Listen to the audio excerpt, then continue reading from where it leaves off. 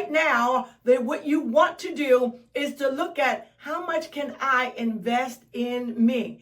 I'm realizing that I'm going to have to break this down and jump right into it because how much you can invest in you takes time. Let's get started.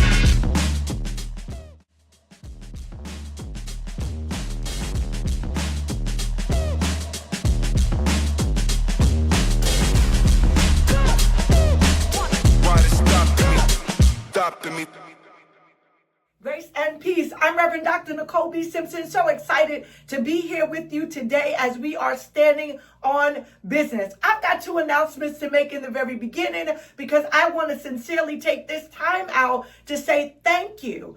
We started this work from nothing, from scratch. And as of today, we have hit the 1,000 subscriber mark. And that's because you have been sharing this information, this vital information with other individuals. So I want to encourage you. I want to ask you. I want to say thank you. Please continue to share, tag, text. Please continue to put your comments in as you see it each Thursday morning pop up because the visibility is essential for people that look like you and me. That's the first thing. The second thing is I shared with you guys about Breaking Free from Financial Trauma, which is the latest release that I have as an author. It was already a best-selling book from the moment that it was released, but I can officially say that it is an award-winning best-selling book. I want to say thank you. First of all, I won the Independent Authors Award, and I also won two because, you know, it comes in twos. We also won the International Global Impact Award, and so I'm very proud of that level of work, and my commitment is to ensure that you know what it is that I know so that we can all be financially free together. But this is where it is I want to jump in today. The last time we were together, I was sending you down to the bank to establish a business checking account. And I told you that I was going to go back to what? Go back to the 10-10-80 methodology. Because once you get the foundation laid, and now we officially have it laid, we have already named it. We've gone on our website, we've registered, we've taken our EIN numbers, and now we've gone to the bank. We've opened up the right checking account for ourselves. And now that that groundwork is laid out, what do I do next?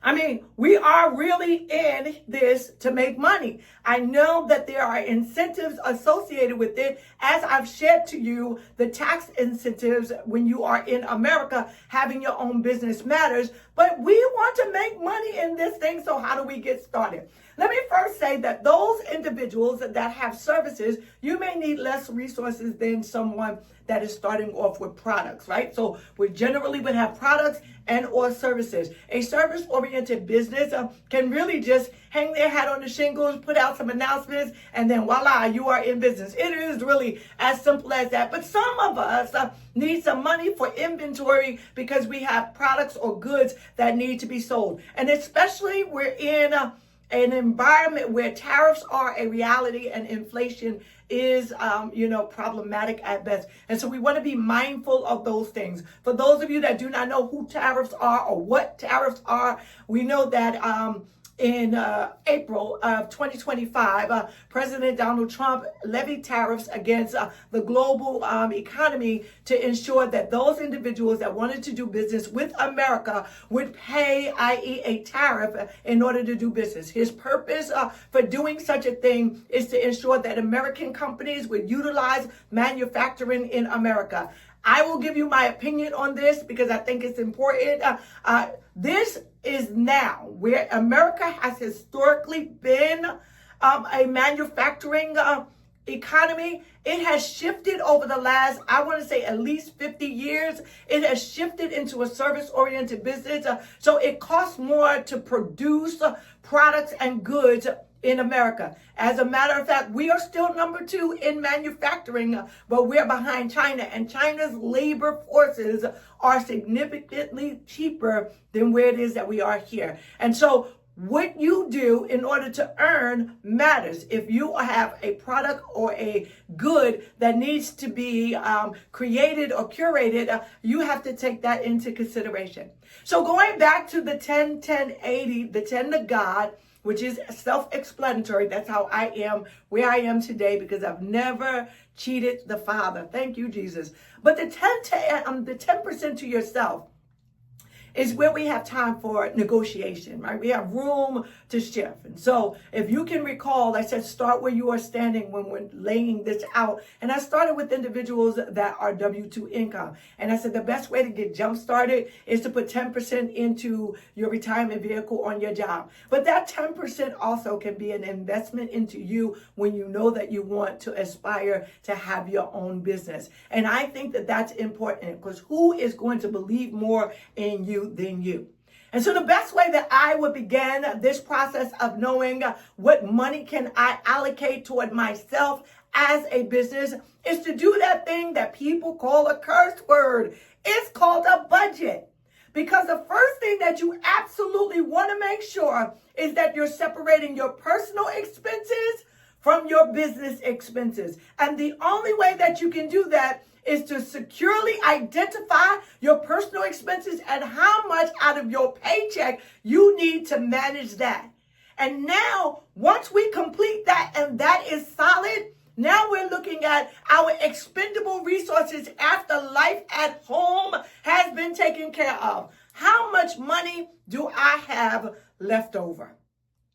And we can do this per month. We can do this as an annual contribution, or we can do this, per quarter. It is completely up to where your finances dictate that you can go.